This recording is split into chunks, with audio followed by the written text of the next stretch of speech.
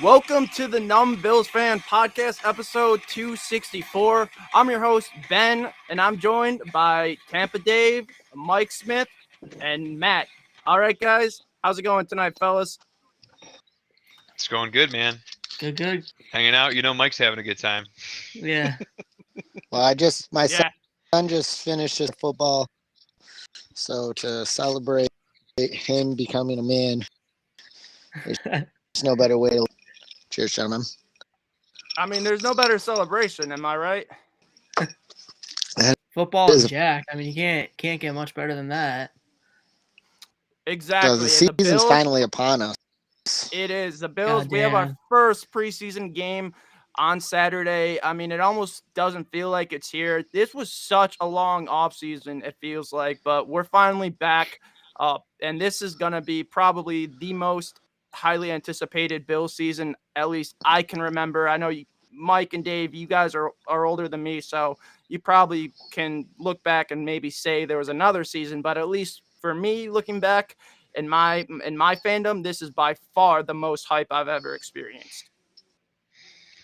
Yeah, well, that's we're how I finally became good. a fan. I mean, I don't know how old David is, but I just turned 37, so that's when I grew up. I think I was 5 or 6 when the Bills went to their first Super Bowl. So that 4-year run and all through the '90s, right there, we had the K gun offense. We were crushing it. We just couldn't seal the deal. Yeah, I think so. I'm 33. I had to think about it for a second, but I just turned 33. I think you know how that is. But I think the last time I was this excited for a season is when we signed Drew Bledsoe. I remember when we signed Drew Bledsoe, that was like a huge deal for the Bills, and that was like that offseason. I remember being just super hype. I mean, it panned out a little bit for us, not as much as you would expect, but this offseason has definitely been the most hype I've been in a long time. Yeah, the hype that year Was that was 2002 huge. we signed I him? mean, Something like that, Bledsoe. I think. Yeah. 2002 yeah, something like that. Bledsoe? I vaguely remember it. Yeah. Yeah, it was huge. We had It was a Marshawn big Lynch. deal. We missed the play this much that year. So We had McGahee as well. I remember they did that kind of. I can't remember which game it was, but they did the fake goal line sneak and then ditched it off to McGahee, and he ran it in for a touchdown.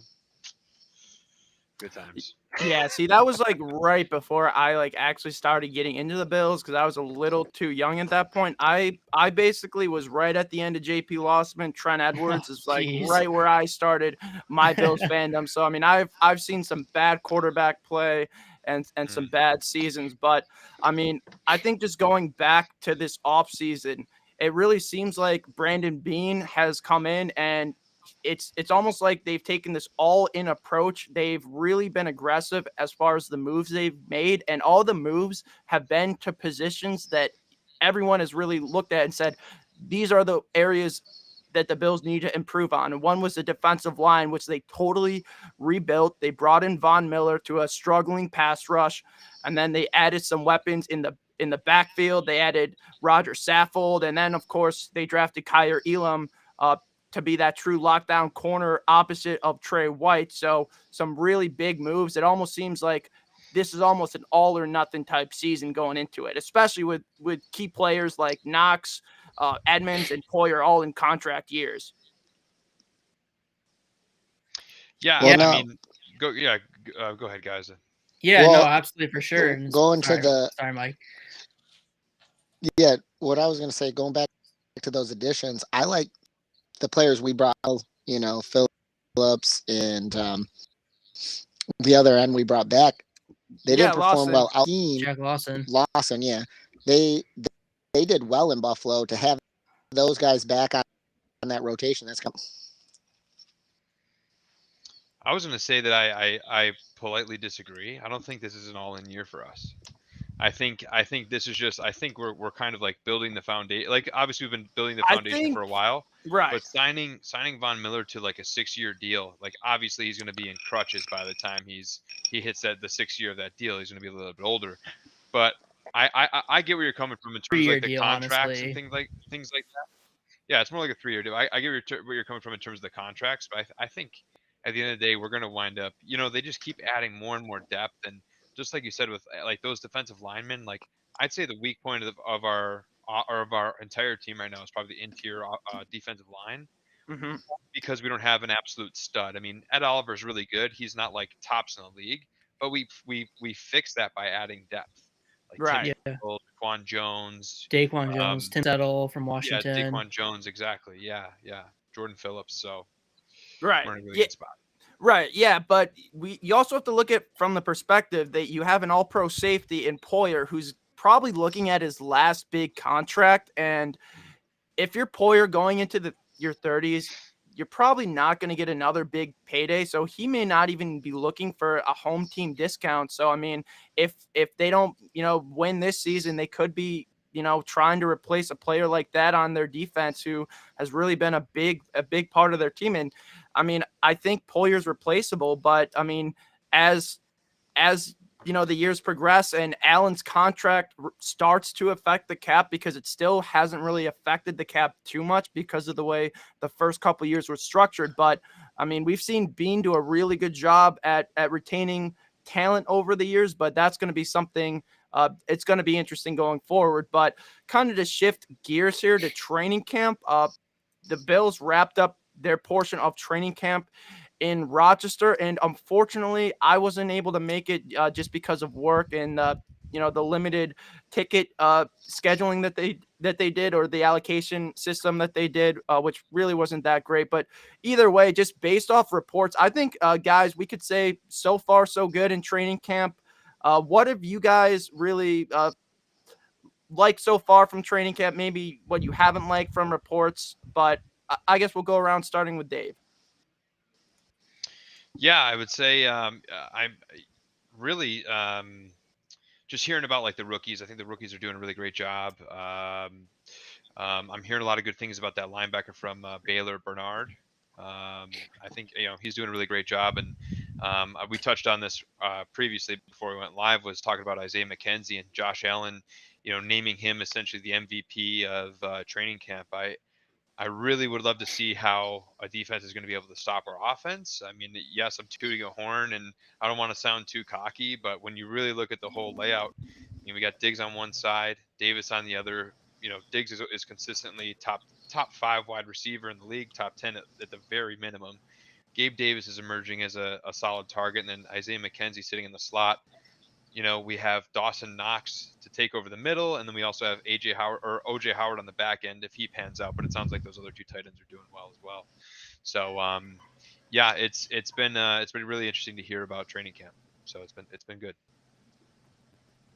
All right, Mike, any thoughts on training camp? The way this team's structured and how well they performed last year, obviously we have not rookies with some talent. I mean, Bean's been doing a really good job, but it's just the way that the team is strong, guys. We have depth on both sides of the ball, so I'm just excited to see what it's gonna. I don't think they're gonna be missing a beat. I think with a shortened preseason, you're gonna see an enduring arsenal, and I mean our backup quarterback that could legitimately start for a couple. I literally think that even with the short end, they're going to just put up points because we have so much depth. It's hard not to put up points when you have that much talent on your roster. So the breakdown between the running backs, how they start to split up the carries, because Singletary definitely came out. I'd like to see how they are going to work the other backs in, or they're going to keep the workload hands for at least the first half of the season.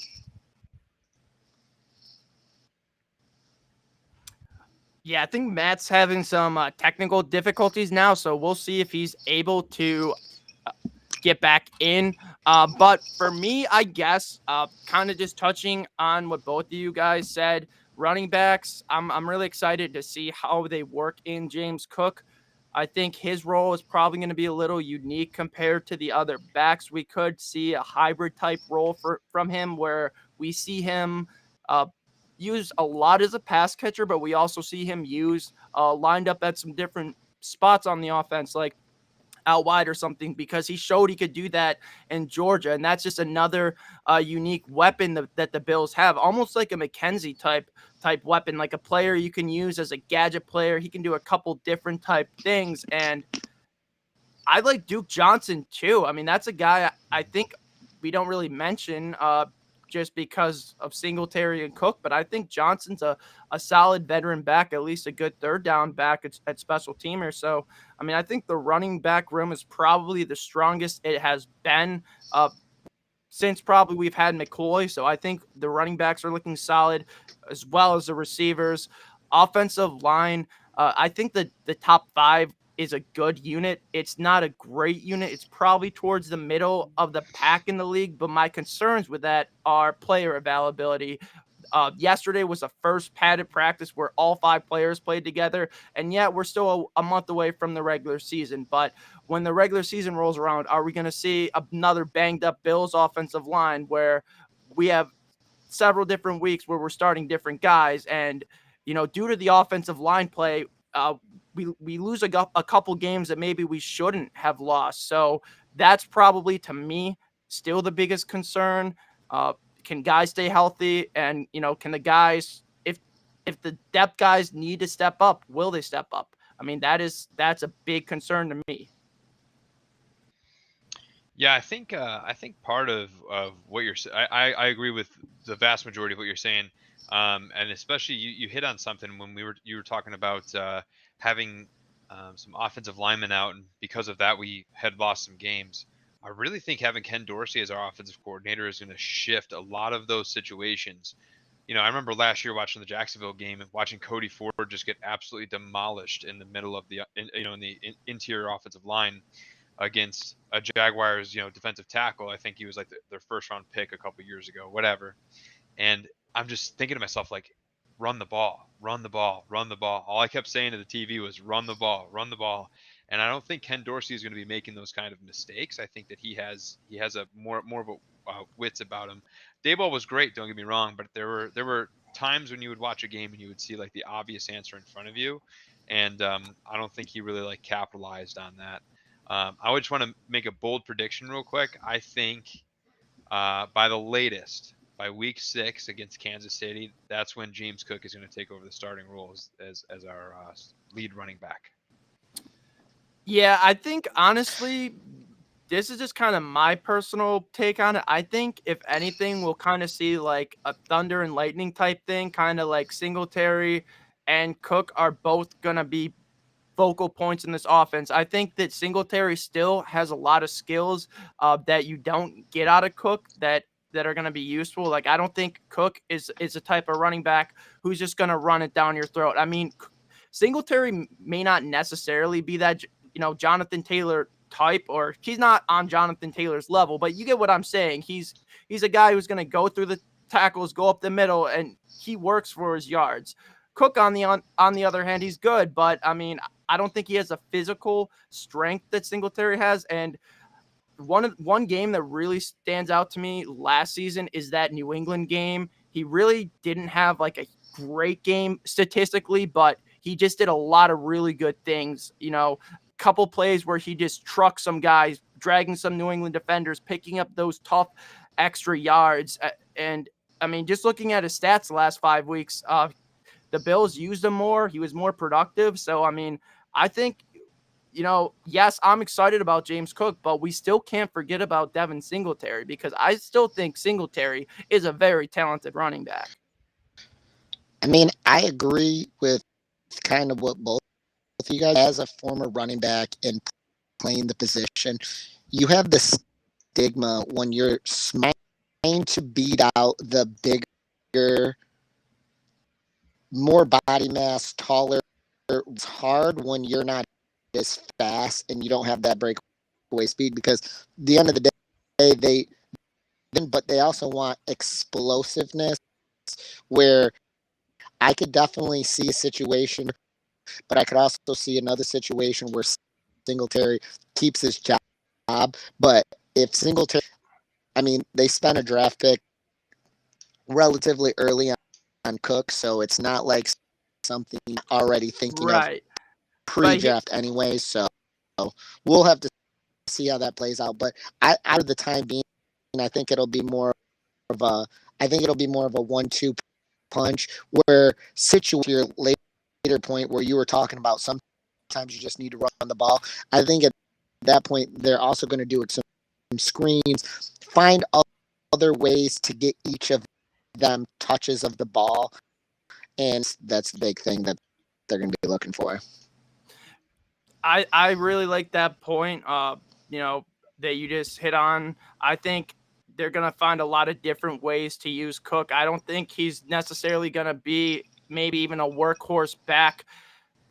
If you look at how he was used at Georgia, he really wasn't used kind of like a Dalvin Cook type back, his brother workhorse, true 3-down back, where you're always looking to pound the rock with him. They used him a lot of different ways. And I think that's the reason the Bills ended up selecting him because, there were some other good running backs available, but no one in this draft, at least running back wise, had the talent that Cook had.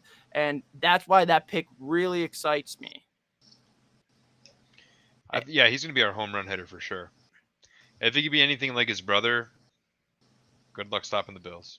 Oh, well, and the pick going on that, the other thing is that was a crowded back, and that's a powerhouse, so they naturally have all that talent. So he doesn't have a lot of wear and tear on him in consideration because, not taking all those hits, not having all the touches, but with the limited amount of touches he did have, that's the sign of things to come. Yeah, because if I remember correctly, sorry guys, I don't know what the hell went on with that. He wasn't. Georgia ran kind of like a 2 running back formation. They really split touches, carries, right? Yeah. Yeah, with Zaire White. Mm-hmm. Yeah, and Cook it was so explosive in that that national championship, and then that I can't remember, was the Rose Bowl against Michigan. So he's a big time player. He burned Michigan a couple times. Like his speed, second level speed, just really changed that game a couple plays. Yeah, and that's something I really look for in college running backs. Like if in those big moments when the biggest moments is when they're at their best. Like you look at like Ezekiel Elliott from a few years ago. I know he's Jonathan Taylor too, prime. right? Jonathan Taylor, Christian McCaffrey, back at Stanford. I think it was the Rose Bowl. He had 400 yards from scrimmage that game. He's just so. Yeah, I can't wait for Cook. I think Buffalo's gonna probably be more running back by committee. I'm sorry if you guys already covered this, but I wouldn't be shocked towards the end of the season if Cook is, that kind of that sole running back. We talked about that too, but I just think my bold prediction was week 6. Okay. By the latest, yeah. I'd say a little bit later than that, but I think either way they still use two back approach, whether it's Singletary 1A or Cook 1A. I think that both backs kind of bring a little different skill sets to the table. So, and I think what's interesting too is switching to. Sorry to cut you off, is Dave, but Ken Dorsey switching. Instead of Dable. Dable really loved to run the ball. I know, which annoyed us as Bills fans sometimes. Like you have Josh Allen, let him cook, but sometimes he'd really love to run it first, second down, let Allen do his thing on third down. So Dorsey's more of known for the quarterback game. So I wonder if the running backs are even, I'm not going to say extinct from the Bills offense, but if they really take a step back, going forward. It's interesting you said that because Dave was excited for Dorsey potentially running the ball more, but I think maybe a bigger takeaway from that would be maybe part of the issue was adjustments, and that there was several times where the Bills would get into these games and we would just see that they didn't make the necessary changes on offense that they needed to mid-game or until it was too late. One game I'll really point to was that Tampa Bay game. I just remember I was so frustrated watching that game, for screaming at my TV until finally midway through the the third quarter when the Bills were already down like 24-3, they're finally like, here, Josh, you do your thing. But I mean, it was the same way in the Kansas City conference playoff championship game. Yeah. Oh my God. Well, it was a divisional game. Not but yeah, conference championship, divisional same game, thing in the divisional game. It was pretty much the same thing in the Jacksonville game too. So I mean, we'll see. Does Dorsey make more adjustments? I mean, mid-game adjustments. I'm just hoping Josh doesn't have to carry the load running the ball as well.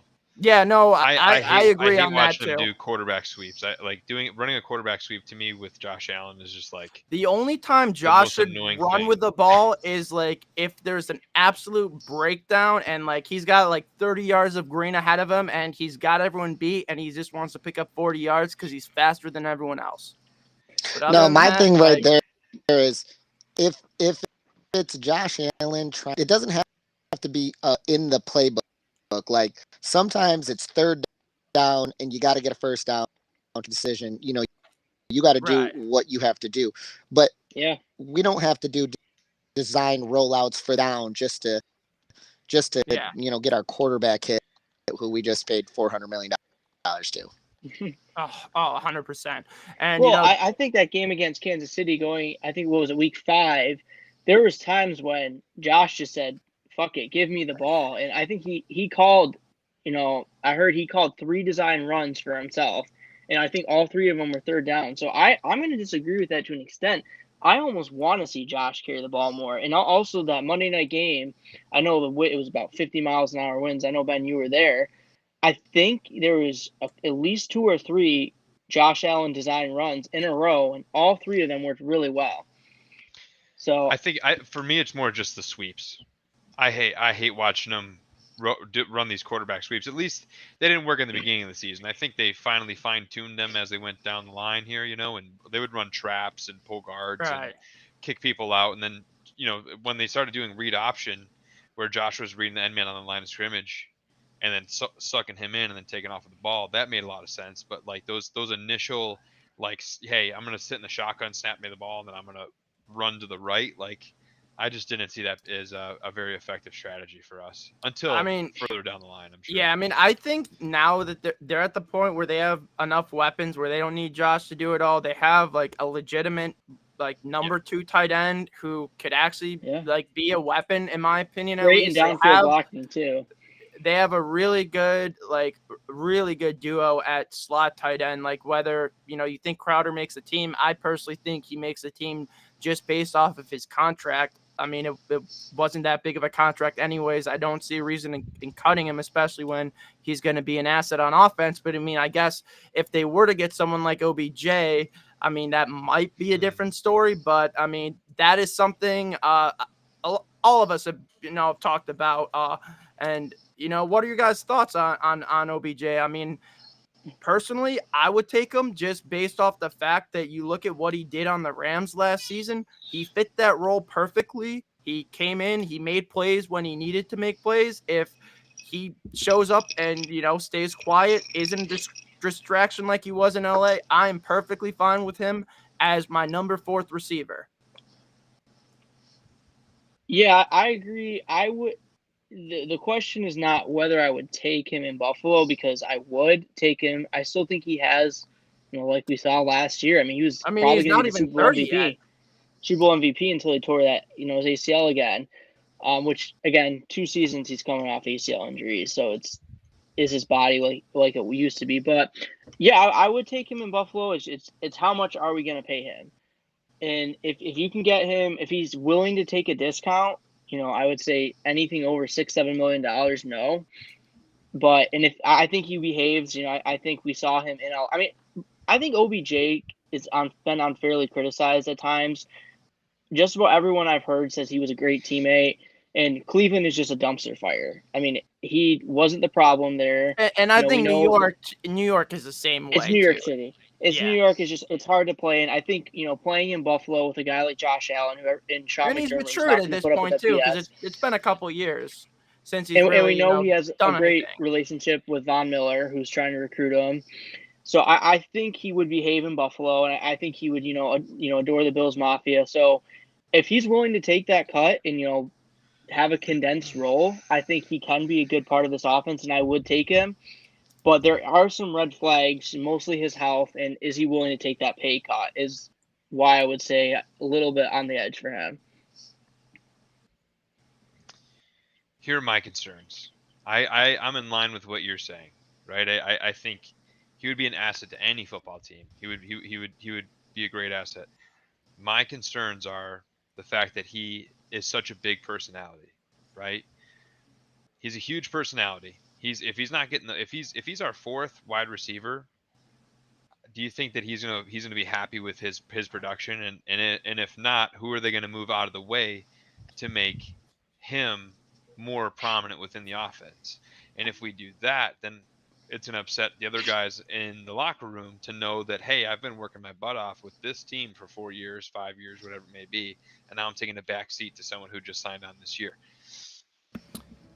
I'm not saying that that's exactly how it's going to go. I just know that with that type of bringing in that type of personality in the locker room, you really have to massage that situation and hope for the best, because we've seen him have those temper tantrums in New York and in Cleveland, and the whole thing with putting Baker Mayfield out the drive because Baker Mayfield wasn't as accurate as he wanted. I get Josh has a higher level of accuracy and also like a higher ceiling to him other than Baker Mayfield. It worries me. It really does. You know what I mean? And Dave, I want to touch on something real quick you said that I think is a good point about him not getting the touches. You got to remember when he went to LA, Robert Woods he signed, I think, a couple days before Woods tore his ACL, and OBJ was probably going to be a luxury, and he kind of became a necessity. So if Woods doesn't get hurt, he probably doesn't get the touches that he even got in LA, and we maybe don't see that same explosive OBJ that we saw the early years in the Giants. So who knows how that even turns up. That's a really good point. There's a big difference between being wide receiver number 3 and being wide receiver. Well, no, 4. they also who's the other Rams receiver? He would technically be 4 here. There, he was the slot. He would have filled in the slot. He was a 2 there, yeah, especially after well, you have Kupp, Woods, and then you would have had OBJ. But Woods you're forgetting Van Jefferson too. Van Jefferson's their number 3 too. I mean, I'll take OBJ over Van Jefferson. I mean, Van Jefferson, I think, was more productive last year than OBJ. OBJ signed on like halfway through the season.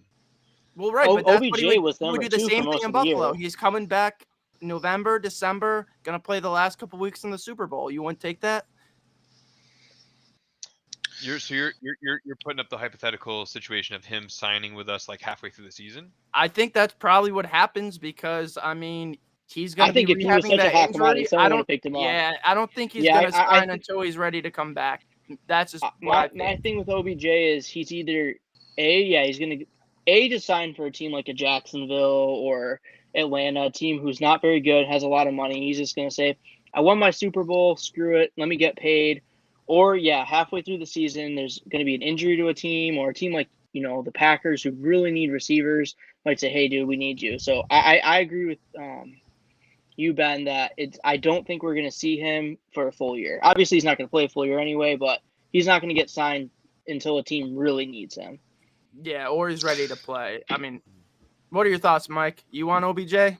Yeah, sorry, Mike. Can't cut you There's several things right here that you can touch on. I mean, first of all, and he's already got that chemistry with Von Miller. He's going to be a discount, not going to be eligible for a full season. So no matter where he goes, he's coming off 2 ACL injuries. He's in the room where he's about to get top dollar anyway. So no matter where he goes, it's going to be a discount. Maybe you have one of those scenarios that sucks, that has a lot of money, can throw a bag at him, and he can prove himself. But I don't think he wants to go play on dumpster fire teams. I don't think he appreciated that at all. I don't think he even minds taking a setback. How powerful that offense is. Look at it. I mean, Josh Allen is going to throw for probably 4,500 yards. Plenty of yardage. There's plenty of touches. And Josh Allen, what do we project for Josh Allen? Touchdown passes. So there's plenty of opportunities in this offense where maybe he's not getting the yardage he's used to, but end zones and touchdowns, he can still be an asset. I think winning the Super Bowl, it's nice that he was in that game, but as a player, you got to feel like he didn't get to close that out. Like True. leaving, not riding it all the way to the end, that had to hurt so bad. I think he wants the opportunity to that game out and have another opportunity to win again. So yeah. I think there could be somebody like Buffalo, or you even mentioned the Packers, where they're listening to the athletic trainer that's working with him. They're checking updates on his estimated time of return could be for him. And they're like, hey, we want to bring you in. Teams out there right now, Bills included, that can bring him in right now and then say, hey, I don't know what the timetable is. You can say it's week 6, week 8. I'm not sure exactly what the timetable is. Rush. We want you for the playoffs. When it gets, we have a team right now. We can go the whole season. We need you, or just depth, because they're like, we don't know how this team's going to finish from start to finish.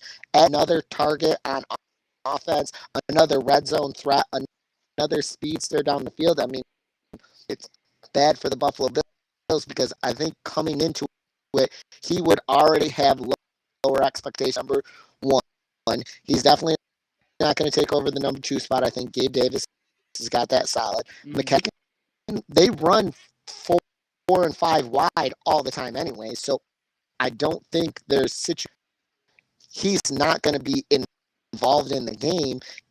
Getting 3 to 5, it's not that bad because it's the production he's going to get out of that.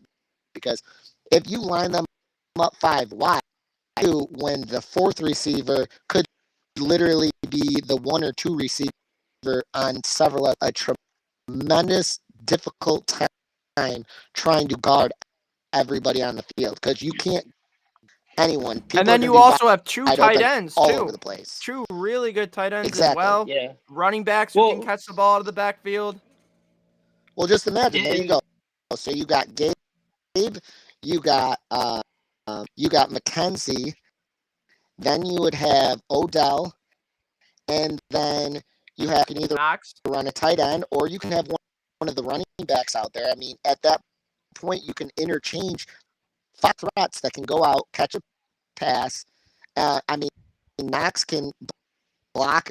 Clearly, he can go. So you can't double anybody, and that's going to be a problem. I think another thing defense. too is that I think Odell, honestly, like, to me, he compares a lot to Diggs. I'm not saying he's as good as Diggs, because he's definitely not, especially at this point in his career. But they're very similar players as far as what they do, how they get open, how they win battles, athletic ability, size, So if the Bills were to get an OBJ, I mean, that's also, less snaps that they have to give to Diggs too. I mean, that's less tread on Diggs' tires long term, less tread on his tires in the regular season. I mean, he'll be better, more fresh in the playoffs, and then, they can't double cover Diggs and then, leave Davis and Beckham on the other side unattended. You know what I mean? So, I mean, I think that really just opens up Pandora's box for this offense. And I think if they get Beckham, I really think like this offense is that really takes it to the upper echelon as far as, Ben, potential. Let me ask you this. With all the receivers that we have, we sign OBJ, right? What is the absolute ceiling for him within this offense? Realistically, with all these receivers. What I want OBJ to do is I want him to come in the playoffs. I want him to do exactly what he did with the Rams. Get open, make plays when you need him to, get the big first downs, and catch touchdown passes, because he has experience, doing that. Why not bring another experienced veteran receiver in, another guy who can mentor the young guys? Because, I know we're all really excited from what we've seen from Gabe in the past, especially after that playoff season. And, we've seen samples of Gabe Davis, but we also haven't seen an expanded role from Gabe Davis. So, I I think everyone says Gabe is ready to step into the number 2 role, and I really think he is. But I mean, that's another thing too. I mean, I think it's a little too early to just pencil in and say, yeah, Gabe Davis is this elite number 2 receiver, because all last year he couldn't beat out Emmanuel Sanders for the number two job. And then, yeah, he had that big playoff game. But I mean, the Chiefs were doubling the heck out of Diggs. And then, I mean, their secondary is really not that impressive, to be honest with you. So, I mean, yeah, I mean, I think I'm super excited for Gabe, but I mean, is he also ready for that role? Put this into perspective real quick, Matt. Gabe Davis was the 4th target, okay? Now, he had 11 games started, 62 catches, just under 600 yards, 7 touchdowns. That's as the 4th target in Buffalo. So, if you would pencil him in, which I'm not even sure he's 4th, but you could take into production of the tight end there's still plenty of opportunity. There's right, or running backs too. So much offense in Buffalo, the ball. And I really think, like, I know, like, there was that huge video, like, where, like, he went out and his dad threw Baker under the bus. I really think that was just to get him out of Cleveland. I don't think he really was upset about his targets or anything like that, because obviously it didn't seem to bother him going to the Rams, where they had 3-4 other competent pass catchers who were getting steady targets. So, I mean, you saw what he posted on Instagram. I mean, he knows what his role would be in Buffalo, and it seems like he wants to play here at least. Well, yeah, kind of like what I was saying. When he signed with LA, he was the number 3 receiver. I mean, Robert Woods was the 2, and obviously Kupp was the 1. And I think OBJ went there. And you saw Van Jefferson too at a very solid My season. only thing is, I guess what I would say though is OBJ, I think, proved a lot of people wrong. The people that said he was washed, that he wasn't the same OBJ, and he probably isn't what he was, back in the early Giants days. But we saw that he still can play ball. I think his stock, had he not torn his ACL in that Super Bowl, I think a lot of teams would have been really pushing for him, and he probably would have been getting, $16, $17 million a year. So I still think that he wants to get that wide receiver, 2 money, and that he would prefer that to go to a team where he's going to get a lot of targets. But sorry, I'm kind of breaking up here. I think that in this why that OBJ doesn't like football is it's such a, we saw how emotional he was during the Super Bowl. You could say, well, he got injured during the game, but he's tasted winning, and I think, Mike, you brought up a really good point. He wasn't able to finish that game. How much more special would it be to play a whole part of a Super Bowl and maybe be an MVP? So I still think he has some left in the tank, and he wants to play for a contender. So that's why I think the Bills should, if he's willing to play for, a cheap, pay cut, I say sign him the hell up. He has a good relationship with Andre Reed, so he has some connections to upstate New York. So we'll see, but I think the Bills should go for it. I hate to interrupt you guys. I got to hop. All right. Well, Dave, thanks so much for joining us. Absolutely. And again, your Instagram is the D Miller. So if anyone wants to follow Dave's Instagram, that's Tampa Dave, everyone. We're going to jump in on our preseason preview now. So Dave, again, thank you for tuning in.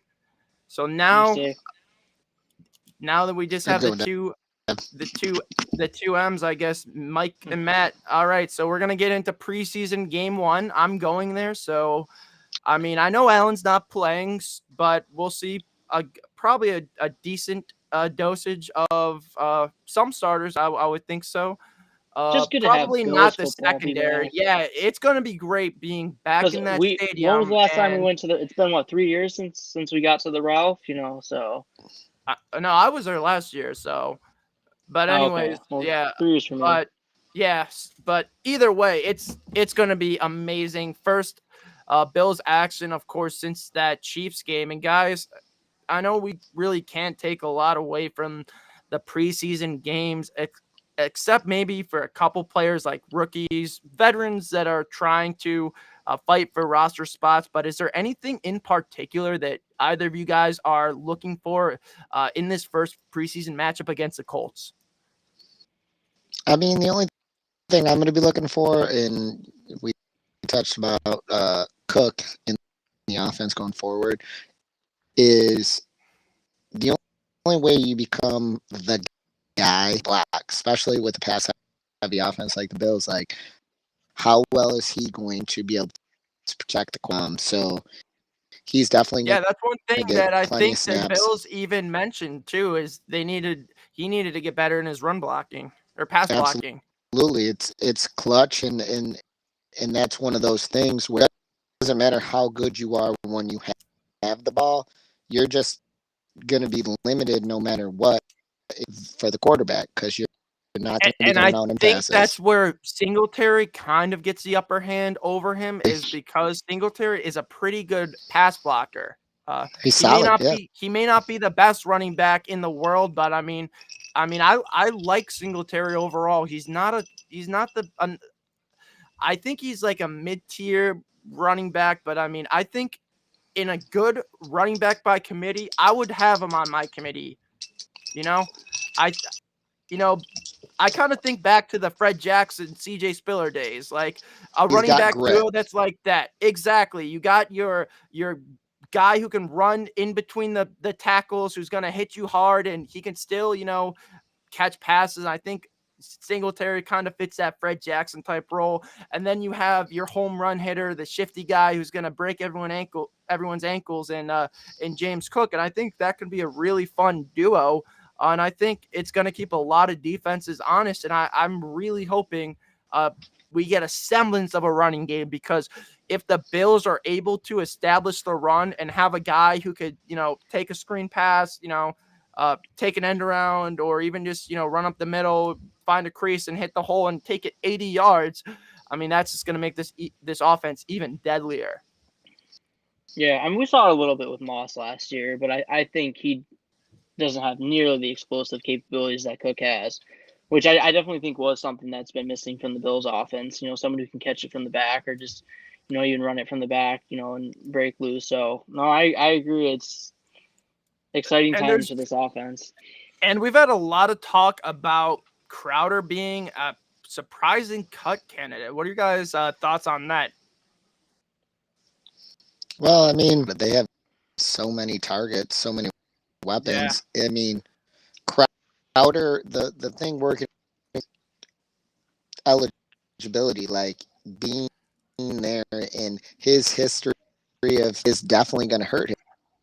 If this kid had been healthy the last 5 years, we wouldn't be having this kind of, but he's just never available. That's the problem. And you're going to look around and spot of signing Odell at that point, then what are you going to do? You got to let him go, because based on the roster for Trey, which his timetable, I'm not sure the timetable at the beginning of the season, but I'm not sure where they're at right now. I'm sure they're going to let him rest as much as possible and as needed. So, with the amount of depth that this team has, amount of defensive linemen that they're going to carry, I think the there just might not be enough room.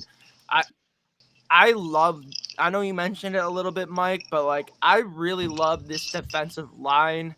I know Dave kind of mentioned that we were lacking a true stud on the interior. I'm going to politely disagree with that. And I think I'm going to say we have a true stud on that interior.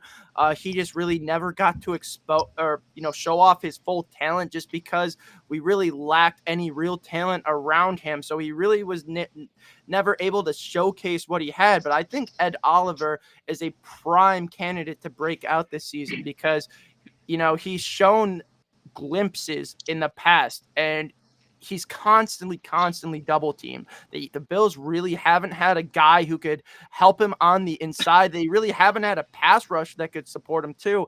And now that they have Von Miller there too, and you hear Von saying that he's feeding, I think, was it gunfire and smoke or something like that to Greg Rousseau.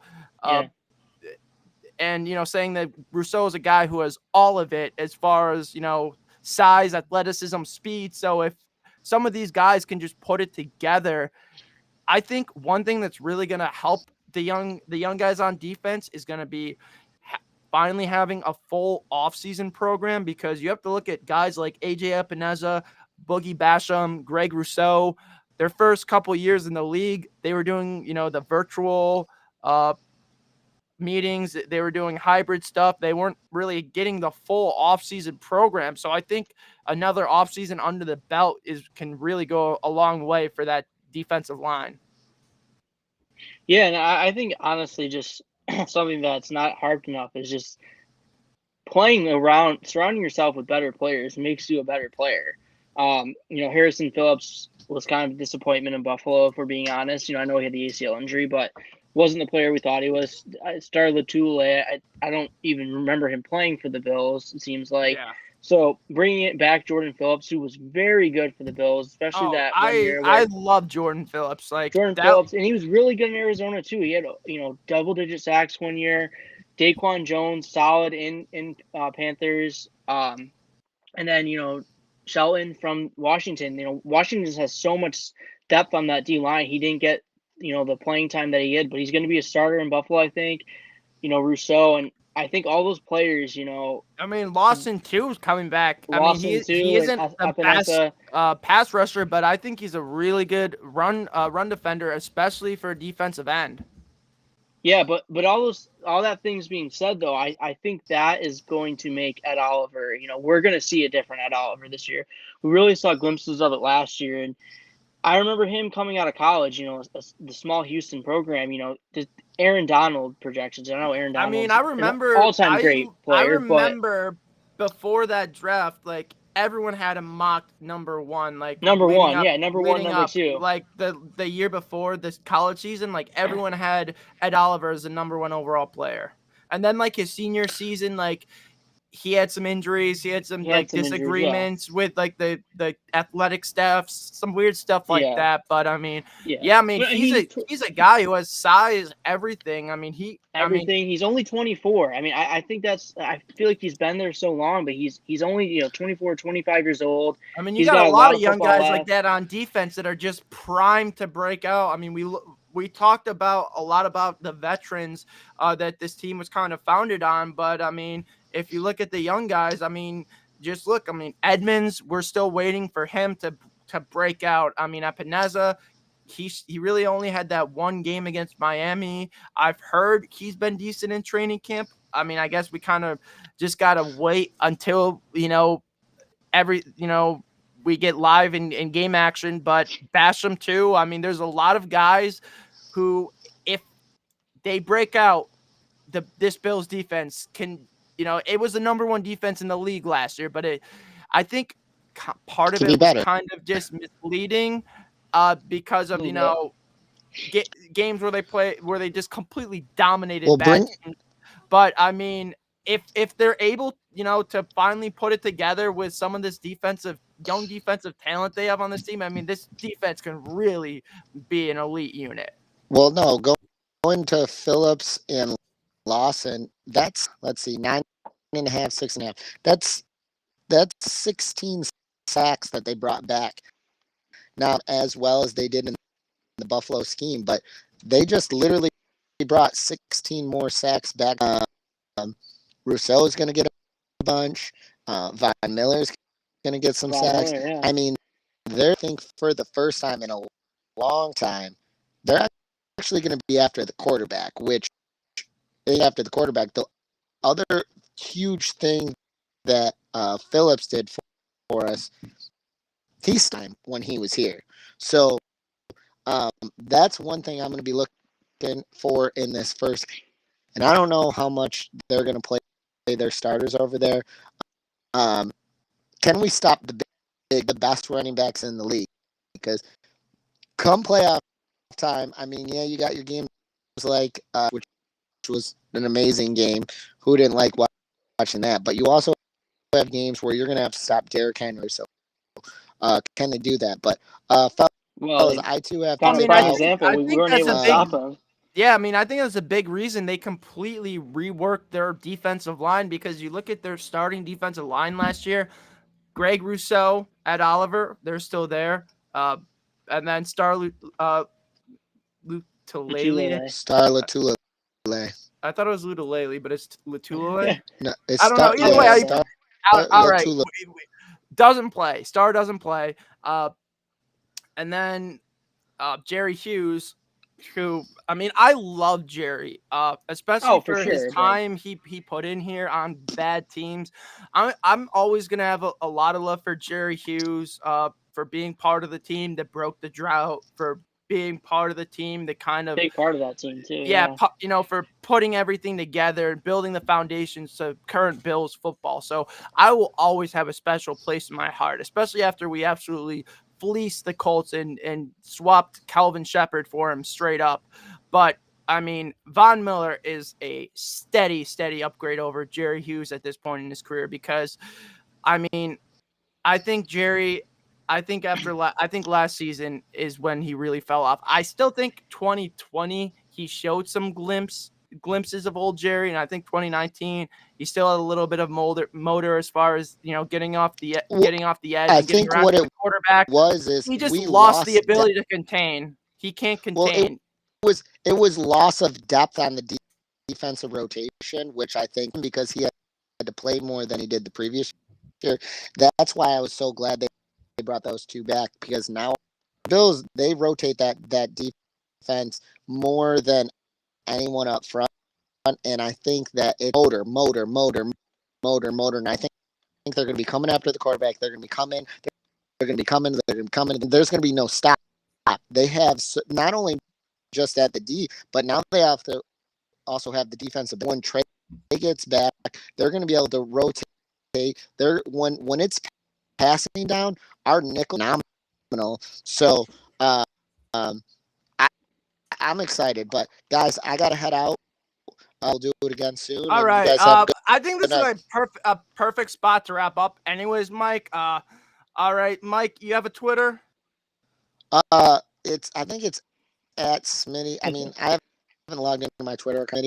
I'm almost positive it's at Fantasy Smitty, but.